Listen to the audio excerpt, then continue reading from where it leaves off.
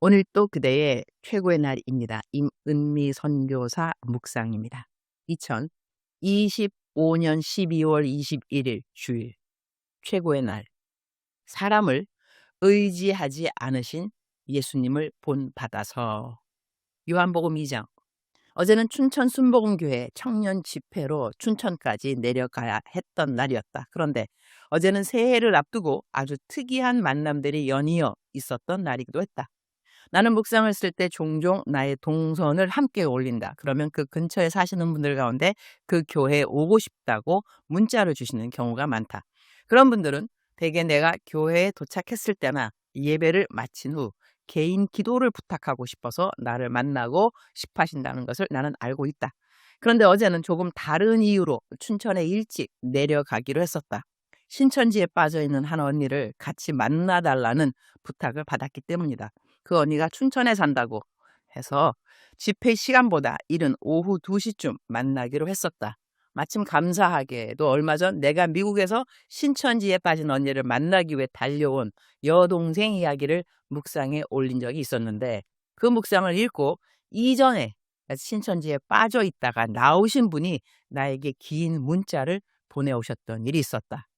신천지에 오래 빠져 있다가 나오는 일이 얼마나 어려운 일인지, 그리고 과정에서 겪었던 아픔과 고통을 상세히 나눠주셨다.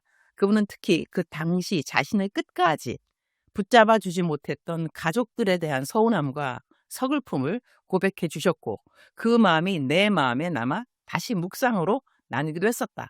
어제는 그렇게 신천지에 빠져있는 언니를 만나기로 한 날이었고, 그때 문자를 주셨던 이전의 신천지 탈퇴자분도 함께 동행하겠다고 해주셔서 참 감사했다. 그러나 막상 그 언니를 만날 수 있는 상황은 되지 않았고, 대신 신천지에 빠져 있었던 분, 그리고 그 언니를 위해 94세의 연로하신 노모가 서울에서 함께 춘천까지 내려오셔서 그분들을 만나게 되었다. 그 자리에서 신천지 안에서 실제로 어떤 일들이 벌어지고 있는지, 왜 사람들이 빠져나오기 힘든지에 대한 많은 이야기를 들을 수 있었다. 나는 설교 시간이 다가와서 먼저 자리를 일어나야 했고, 그렇게 교회를 향했다. 교회에 도착한 후에도 감사한 만남들이 이어졌다. 이 만남은 개인적으로 참 특별하고 고마운 만남이었다. 왜냐하면 내가 춘천 순복음교회에서 처음 설교했을 때의 기억이 떠올랐기 때문이다. 정확한 날짜는 기억나지 않지만 그때도 무척 추운 겨울날이었고, 한 묵상 식구가 나를 만나기 위해 교회에서 기다리고 있었다. 나는 그분이 와 계신 줄 몰랐고, 보통 설교하러 가는 교회에서는 의전팀의 안내를 받아 바로 강사실이나 당회장실로 들어가게 된다. 그날 또 나는 거의 그분과 1분도 대화를 나누지 못하고 곧바로 이동했다. 그 일로 그분이 큰 상처를 받았고, 나중에 한 영혼 한 영혼을 귀히 여긴다면서 어떻게 그렇게 짧게 인사만 하고 들어가느냐라는 글을 보내주셨다. 나는 그 글을 받고 무척 마음이 아팠고, 이후에 사과의 글과 함께 그날의 상황을 설명드린 적이 있었다. 사실 이 이야기를 오늘 묵상에 올리는 것은 다른 분들께도 사과하고 싶은 마음과 이해를 부탁하는 마음이 함께 있기 때문이다. 내가 강사로 어느 교회 갈 때는 최고의 날 묵상 식구라고 나에게 인사를 해주어도 즉각 개인 기도를 해드리기 어려운 경우가 많다. 나를 찾아오시는 묵상 식구들 대부분은 직접 개인적으로 알던 분들이 아니라 묵상을 통해 연결된 분들이라, 내가 설교하는 교회로 나를 찾아왔다고 해서 내가 모두 기도를 해줄 수 있는 상황은 아니기 때문이다. 그런데 어제 그때 상처를 받았다고 했던 바로 그분이 다시 나를 찾아오신 것이다. 웃으면서 친구 한 분을 데리고 오셔서 기도를 부탁하셨다. 그리고 그때의 상황을 다시 이야기해 주셔서 나도 그 기억이 선명하게 떠올랐다. 그분이 다시 나를 찾아주신 것이 너무 고맙고 반가웠다. 무엇보다도 이전의 상처 다 잊었다고 해주셔서 얼마나 그 말이 고마웠던지. 사역을 하는 사역자들 중에 자신 때문에 상처받았다는 말에 놀라고 당황하지 않을 사역자가 과연 몇이 될까?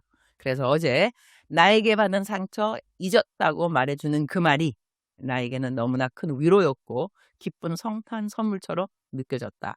설교를 마치고 난 다음 어느 분이 딸을 데리고 기도를 받으러 오셨다. 그분은 나에게 엊그제 미리 딸을 데리고 기도 받으러 오겠다고 문자를 주신 분이었다.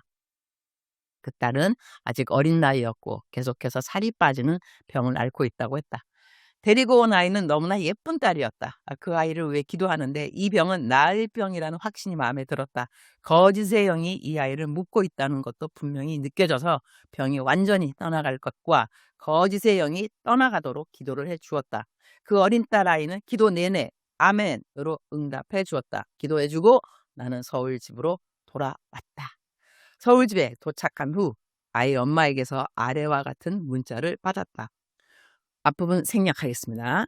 바쁘신 가운데 함께 기도해 주셔서 감사합니다. 딸아, 이미 승리하였다. 여호와 니시. 두려워 말라. 내가 너와 함께 하느니라 하시는 주님께 감사합니다. 그리고 그분은 어젯밤 자신의 큐티 내용도 나에게 함께 보내주셨다. 이 큐티는 오늘 이 묵상을 읽는 모든 분들에게도 동일한 고백이 되게 하옵소서 기도하는 마음으로 공유한다. 주님, 말씀 묵상과 기도를 통해 주님의 마음을 깨닫게 하시니 감사합니다. 주님께 나아가는 담대함을 갖도록 인도해 주옵소서. 주님의 뜻을 깨닫고 구할 때 이미 받은 줄로 믿는 믿음을 주옵소서. 하나님께로부터 난 자마다 세상을 이기는 승리를 얻게 하시고 이미 승리하였다 말씀하시는 주님을 신뢰하게 하옵소서. 우리 안에 계신 이가 세상에 있는 자보다 크심을 믿게 하옵소서. 주님 안에 거하며 주님의 말씀을 듣고 분별하는 자가 되게 하옵소서. 여호와 니시 주님을 찬양합니다. 십자가의 보혈로 보좌에 앉으신 주님께 찬송과 존귀와 영광을 올려드립니다. 주님께서 주신 담대함으로 주님이 기뻐하시는 일들을 하게 하옵소서. 왜 나의 삶이 이럴 수밖에 없었는지 고민하며 달려온 이 길 끝에서 주님께서 기다리고 계셨음을 깨닫게 하시고 맞아주시고 안아주심에 감사를 올려드립니다. 하늘 아버지, 나의 왕, 나의 아버지 사랑합니다. 감사합니다. 잃어버린 많은 영혼들을 보게 하시고 저를 통해 기도하게 하심에 감사합니다. 세상에 속한 권세들에 무너지지 않고 주님 주신 힘으로 담대하게 넉넉히 이기게 하옵소서. 임마누엘 평강의 왕을 이 땅에 보내주셔서 저희를 살리신 주님 감사합니다. 가장 낮은 자리로 오셔서 섬김으로 빛과 생명을 다시 불어넣으신 주님을 찬양합니다. 성탄절의 기쁨과 감사를 나누고 전하게 하옵소서. 예수님의 이름으로 기도드립니다. 아멘. 여기까지가 그분의 묵상이었고요. 이제 아래는 저의 묵상이 되겠습니다. 우리말 성경 번역입니다. 요한복음 2장입니다. 예수께서 유월절을 맞아 예루살렘에 계시는 동안 많은 사람들이 그분이 행하시는 표적을 보고 그 이름을 믿었습니다. 그러나 예수께서는 모든 사람을 알고 계셨기 때문에 자기 자신을 그들에게 맡기지 않으셨습니다. 또한 예수께서는 사람에 대해 그 누구의 증언도 필요하지 않으셨습니다. 사람의 마음속에 있는 것까지 다 알고 계셨기 때문입니다. 예수님께서 모든 사람을 알고 계셨기 때문에 자기 자신을 그들에게 맡기지 않으셨다. 이 말씀이 마음에 깊이 와 닿는다. 한국말로는 맡기지 않으셨다라고 번역되어 있지만 영어 성경을 보면 그들을 믿지 않았다, 즉슨 신뢰하지 않았다라는 표현이 나온다. 이 말씀을 읽으니 내가 선교제 갔을 때 처음 배웠던 한 레슨이 문득 떠오른다. 선교지를 막 갔으니 재정도 넉넉하지 않을 것이고 내가 고생한다고 생각한 많은 분들이 나에게 바로 선교헌금을 보내줄 것이라고 막연히 기대했던 때가 있었다. 나는 친구들도 많았으니 이 친구 저 친구가 선교헌금을 줄줄이 보내주지 않을까 그렇게 생각했던 것이다. 그러나 내 생각과는 전혀 다르게 나에게 들어온 선교헌금도 없었고 그 당시에는 카톡이나 이메일을 자유롭게 사용하던 때가 아닌지라 위로 편지 한 통도 없었다. 내 자신이 참 처량하다는 생각이 들었던 기억이 지금도 난다. 그때 나는 나이로비 시내 어느 집에 새를 들고 살았었다. 지금처럼 티밭에 살던 시절이 아니라 31년 전의 이야기다. 기억이 모두 또렷하지는 않지만 그때도 나는 걸으면서 기도를 했다. 동네를 돌며 걷다가 하나님께 솔직한 마음을 그대로 올려드렸다. 선교지에 와 있는데 위로 편지라도 한 통, 선교 헌금이라도 조금 보내주면 얼마나 좋을까 그런 생각이 듭니다. 사람들은 벌써 나를 잊었나요? 왜 아무도 위문 편지 하나 안 보내는 것일까요? 그때 주님께서 내 마음에 분명히 말씀하셨다. 유니스야, 사람은 기대할 대상이 아니라 사랑해야 할 대상이란다. 너가 기대하는 그 모든 사람들이 왜 너에게 선교 헌금을 보내야 하며 위로 편지를 왜 보내야 하겠니? 그들이 그렇게 하지 않는다고 해서 너를 위해 기도하지 않는 것은 아니잖아. 그들은 너를 위해 기도하고 있어. 너가 누군데 그들의 기도를 받을 자격이 있다고 생각하니? 기도해 주는 것만 해도 얼마나 감사한 일인지 그렇게 생각하도록 하렴. 그리고 꼭 기억하거라. 사람은 기대할 대상이 아니라 사랑할 대상이라는 것을. 아마도 내가 선교지에 가서 처음 배웠던 사람에 대한 레슨이 바로 이것이 아니었을까 싶다. 그리고 세월이 흘러 이제는 30년이 넘는 선교사의 시간을 살게 되었다. 31년 전 케냐로 파송받아 선교사가 되었을 때 물과 전기를 자유하게 사용할 수 없을 때 범사에 감사하는 법을 배우게 되었지만 사람의 관계에 대해서 배웠던 가장 중요한 사람을 향한 모든 기대를 내려놓는 것이 어떤 것 같다.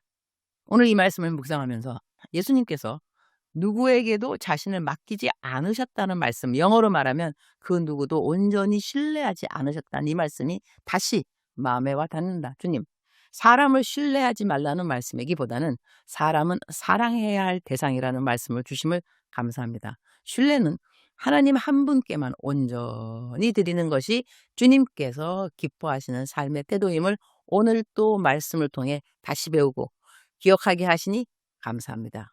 여호와 하나님을 신뢰합니다. 그리고 사랑하고 싶은 사람들로 내 삶에 함께 해주는 모든 사람들이 감사합니다. 어차피 사랑하며 살아야 하는 인생인데 사랑하기 힘든 사람들도 없지 않아 있습니다. 그럼에도 불구하고 더 사랑하고 싶고 더 챙겨주고 싶고 선물해주고 싶은 마음이 드는 사람들이 내 삶에 있다는 것이 참으로 감사합니다. 항상 미움 떠나라, 시기질투 떠나라 이런 대적 기도로 시간을 보내는 삶이 아니라 더 사랑하고 싶은 사람들, 더 품고 싶은 사람들로 내 삶이 채워져 있음을 감사드립니다. 또한 나를 생각해주고 나를 위해 기도해주고 나의 필요를 채워주는 나의 선한 이웃들을 감사합니다. 내 삶에 허락하신 모든 만남들을 축복합니다. 주님, 오늘은 저의 본교회인 여의도 순복음교회에 설교하러 가는 날은 아니지만 아프리카 선교회에 들려 인사도 드리고 새로 선교국장님 되신 분과 선교위원장님, 교회의 리더십에게 잠시라도 인사를 드려야 할 것 같아 외부 설교가 없는 오늘 본교회에 가려고 합니다.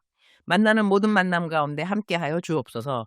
제가 선교실을 떠나 요즘 한국에서 사역하고 있는 이 모든 시간들이 선교국의 리더십들에게 불편함이 되지 않도록 하시고 성경 속에 에스더가 만났던 모든 사람들에게서 사랑과 신뢰를 얻었던 것처럼 저 또한 오늘 만나는 모든 교회의 리더십, 모든 분들로부터 사랑과 신뢰를 풍성히 얻도록 주님이 저에게 긍휼을 베풀어 주옵소서. 주님 사랑합니다. 주님 감사합니다. 오늘 또 우리 주님 저를 보시면서 하루 종일 기쁨을 넘어서 감동을 받으시면 참 좋겠습니다. 외우면 좋은 말씀, 우리말 성경 요한복음 2장 24절. 그러나 예수께서는 모든 사람을 알고 계셨기 때문에 자기 자신을 그들에게 맡기지 않으셨습니다. 사랑하는 그대여, 사랑하는 그대여 출석 부르고 있습니다. 대답하셨나요?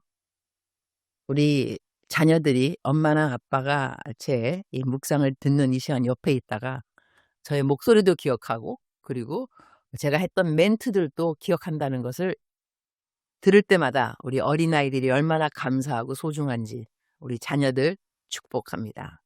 최고의 날 묵상 식구들 중에서 자녀들이 함께 이 묵상 듣는 모든 자녀들 축복합니다. 하나님을 경외하고 이웃에게 사랑받고 마음껏 사랑하는 그러한 자녀들로 잘 커주시기를 부탁드리고 하나님께도 그들의 삶을 그대로 올려드립니다. 사랑하는 그대여 사랑합니다. 사랑하는 그대여 축복합니다. 오늘 또 그대의 최고의 날입니다.